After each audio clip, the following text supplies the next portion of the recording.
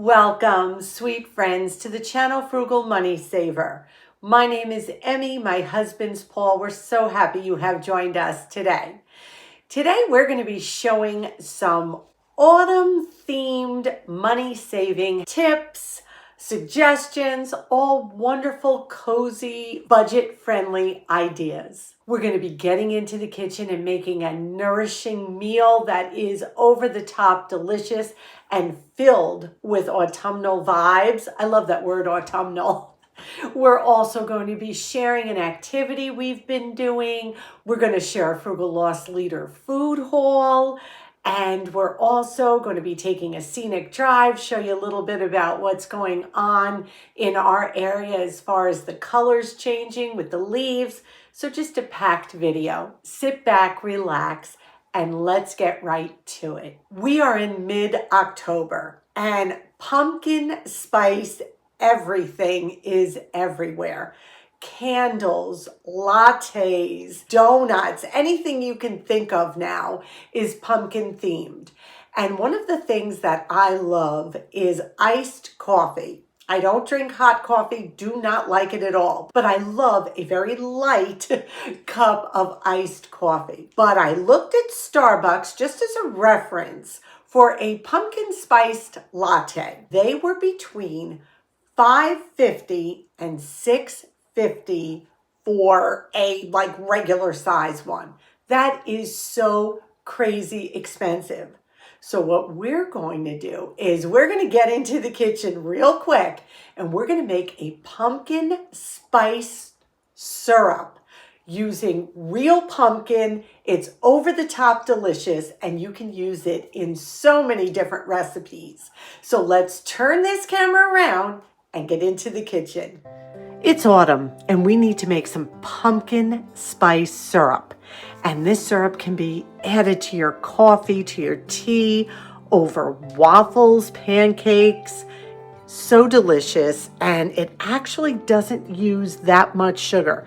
Some of the recipes I looked at use upwards of 2 cups of sugar, and that just seemed like so much to me. We're going to start out with a 1/2 cup of pure pumpkin, not pumpkin pie filling, just pure pumpkin. I've got 2 tablespoons of turbinado sugar, which is raw sugar, but you could use white sugar, you could use brown sugar. I've got a 1/4 cup of pure maple syrup. I think this is just going to give it such depth and richness of flavor. I've got a teaspoon of pure vanilla extract, and then we're going to use about 1.5 teaspoons of pumpkin pie spice. The original recipe calls for 2.5 teaspoons. I'm thinking that may be a little too much.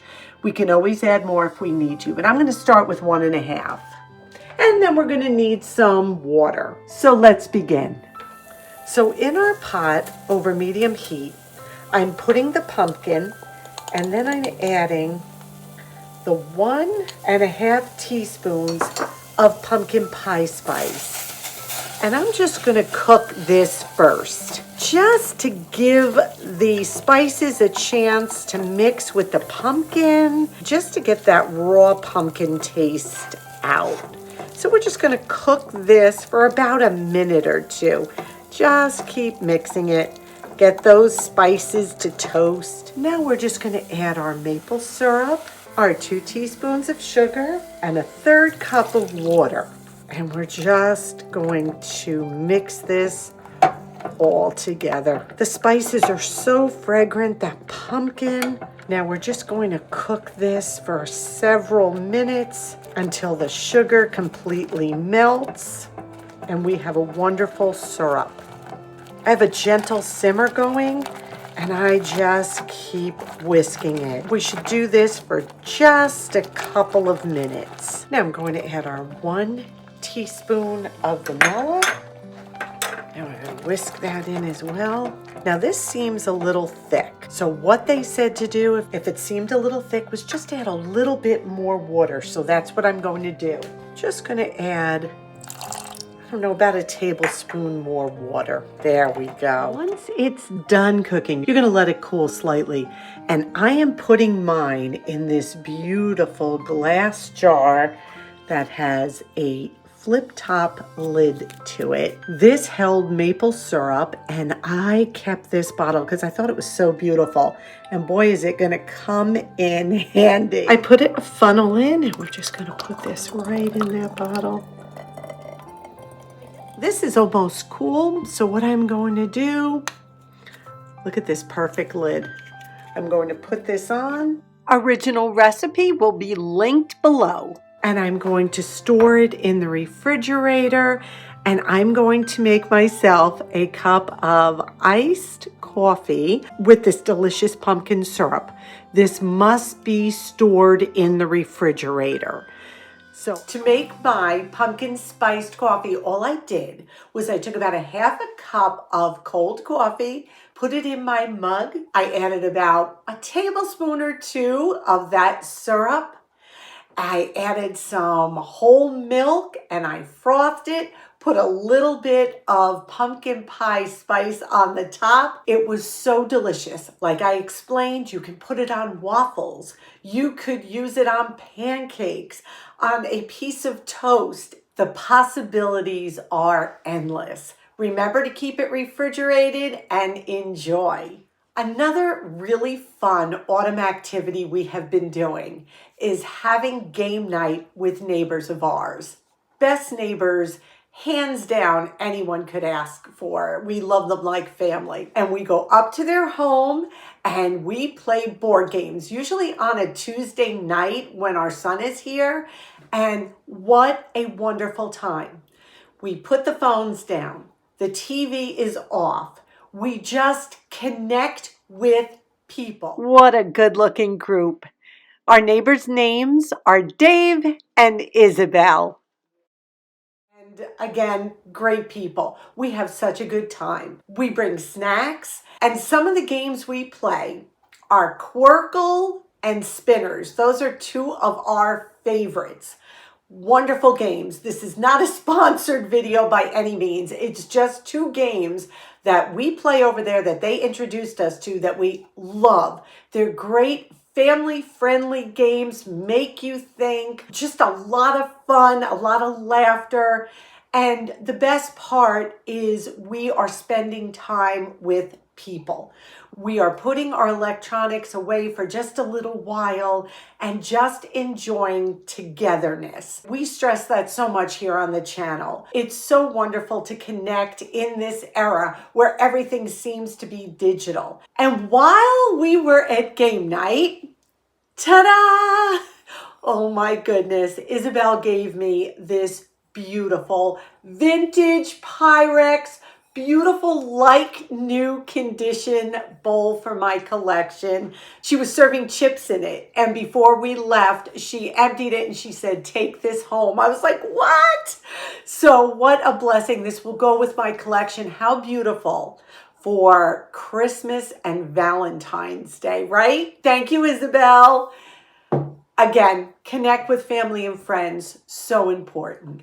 The other day we went food shopping and we're going to share our haul with you. We cook mostly whole foods. We very rarely purchase processed foods, though there is one item that I'm super excited about that we buy ourselves once a year. It's a treat. You'll see what it is. Now that the weather is getting cooler and we're in the home more, try to think about cooking a little bit more from scratch. It does not have to be something big, just simple things. So much healthier for you, tastes so much better. You control what goes into it. Just a win all the way around. Let's see what we picked up and what we paid.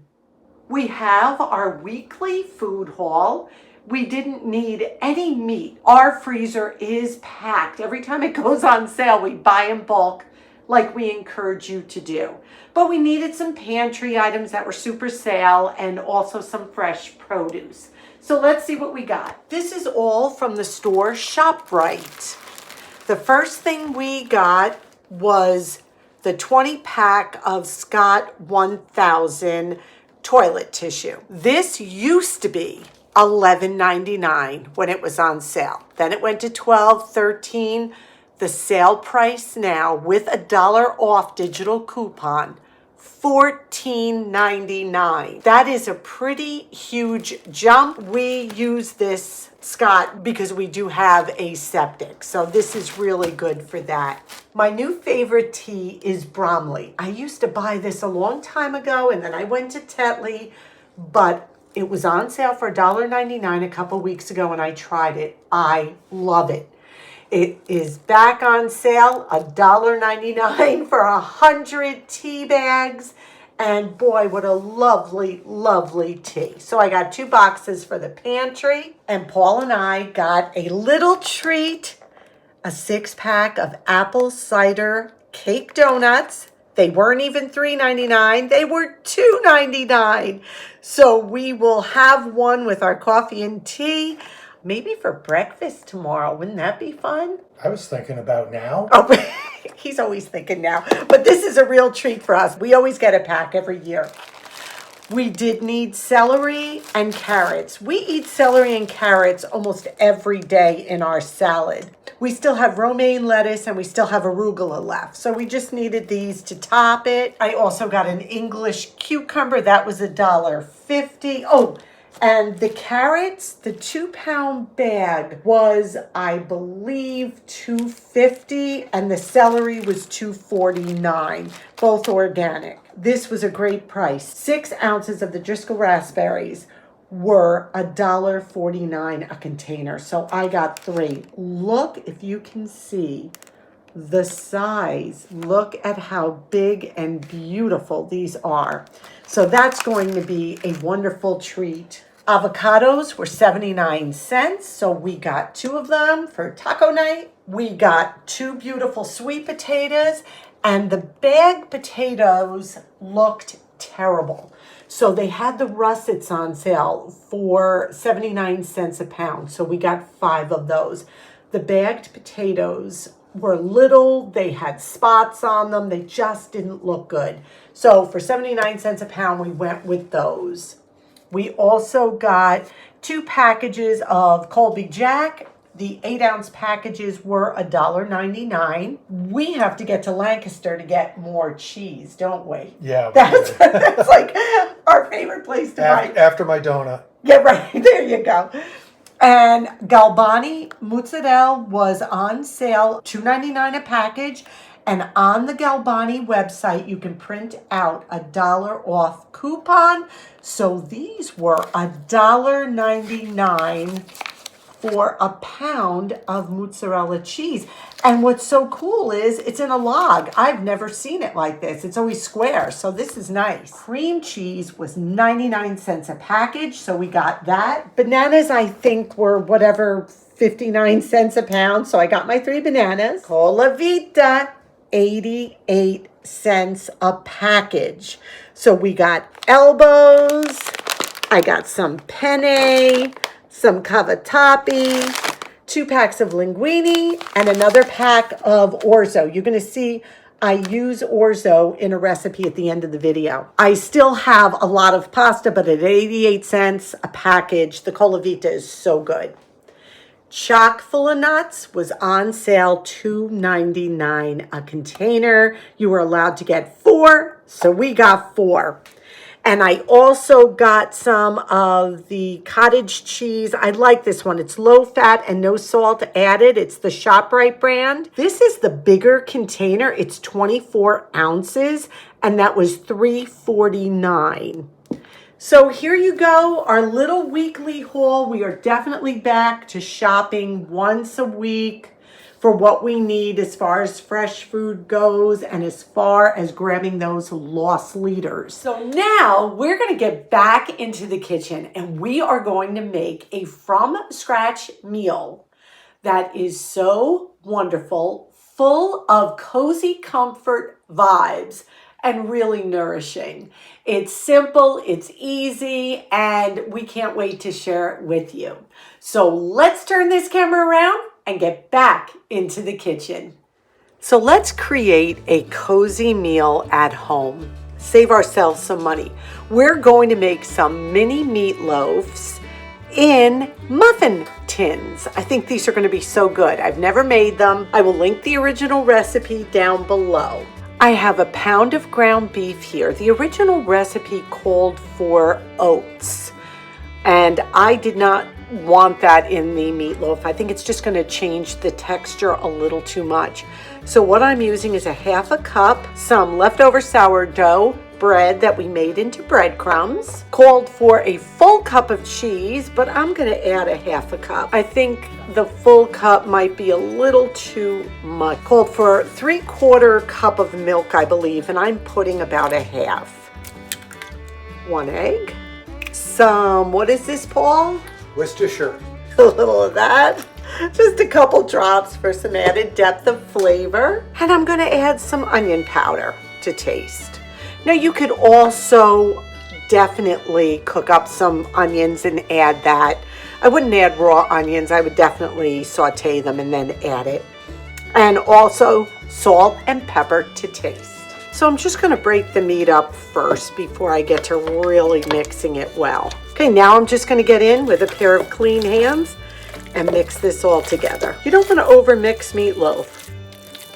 Just like you don't want to overmix biscuits or things like that. You just want to incorporate. Okay, now I'm going to get out a muffin pan and I am going to grease each cup and we're going to make some mini meatloaf. So I greased a muffin tin and now I'm just going to take little bits of the meat and make them into little mini meatloaves. Place them right in these cups. You don't want to push down too hard either into it. Just place it. So I'm going to do that. And then we are going to make a glaze for this. We're going to add the glaze right before the meatloaf's done. I find that if I add glaze to meatloaf too soon, it burns. We're easily making some little loaves and putting them right in. So now I'm going to place them in a 350-degree oven. We're looking for an internal temperature of 160 degrees Fahrenheit. I am going to go with about 30 minutes. So let's get these in the oven and start on our side dish. While our mini meatloaves are in the oven, we're going to make a wonderful glaze that goes on top of them. And we're also going to make a super frugal and delicious side dish. It's a copycat recipe of another side dish that you buy in a box, and it's got rice and orzo in it. I think you may know what we're talking about, but it came out so well. So let's see what we're cooking.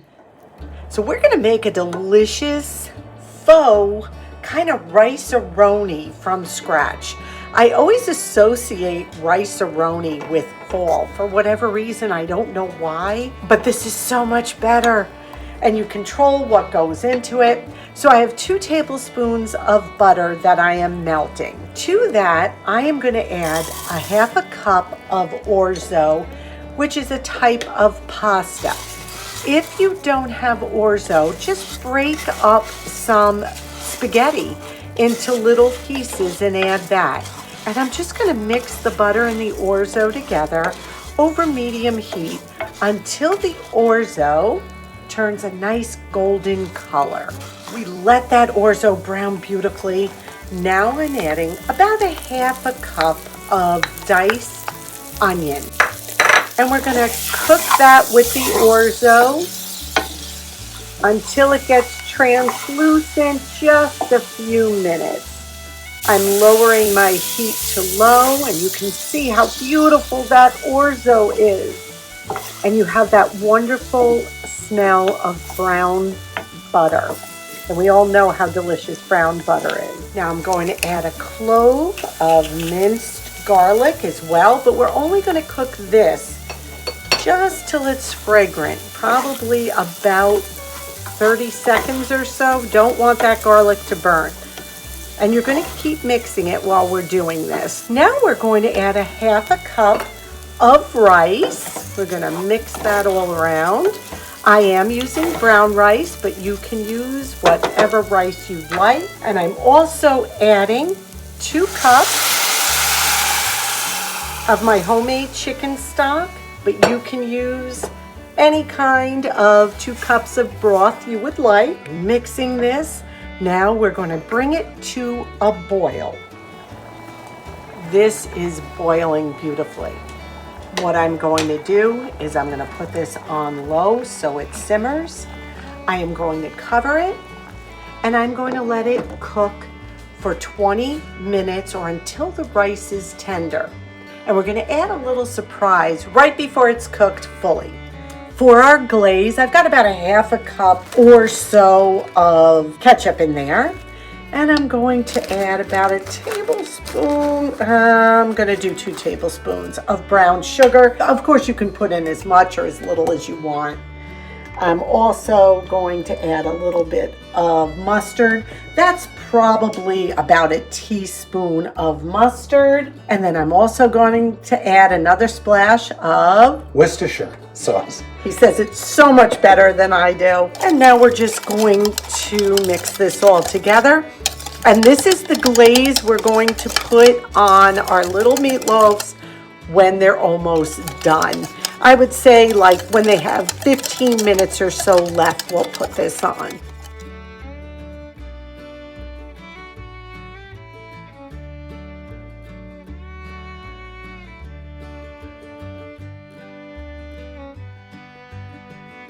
These did cook just about 30 minutes and I checked and they were almost 170 degrees internally. They look so good. What is the advantage of these? First of all, it cooks so much quicker than a traditional meatloaf. You're using so much less heat for this. I love the idea that leftovers can just be popped out, refrigerated, and then placed in the freezer for later. So we just have a few minutes left for this to cook. I am adding some chopped broccoli to this, and this is just going to elevate it and add a little bit of veggie to this. So we're just gonna let this heat through and then we'll plate everything up. This looks so wonderful. Let the meatloaf set just a minute before you take them out. Let's just see the inside. Oh, Dixie wants some. Beautiful. This looks so juicy and delicious. Oh yeah, now this is great. What a wonderful fall comfort meal. Original recipes linked below. That meal was seriously like a warm hug. That's how I would describe it. The meatloaves were juicy, tender. The glaze was over the top. It was so yummy. The side dish, adding the broccoli, or you could add any vegetable really, but the broccoli really gave it a little something extra. So delicious. And you could use white rice if you don't want to use brown, whatever you feel comfortable. That is company worthy. Super easy. Frugal meal. For a pound of beef, you got 12 mini meatloaves and they were filling. They were so good. Honestly, I would recommend you trying this. Was it Paul approved? Oh, definitely Paul approved. Yeah, that was good. So it's a win all the way around. Today's question of the day. Give us some of your best autumn savings. Tips, hacks, suggestions, ideas. What do you have going on this autumn that saves you some money, makes you live an intentional, old-fashioned life, and really brings you joy? Share it with us down below because it doesn't only encourage us, it encourages our viewers as well, and we are so appreciative of that. Before we go, we're going to leave you with just about a minute's worth of fall foliage here in the Northeast. We're not at peak yet. Some of the trees are just starting to turn. Others are a little bit brighter, but you're going to get that warm, cozy feel, we hope, through this little drive. We thank you again for taking this time to share with us. We ask you to take a minute and please give this video a big thumbs up. It really helps us here on YouTube, and we appreciate when you do hit that thumbs up button. Subscribe if you haven't. Come on in and be part of our family.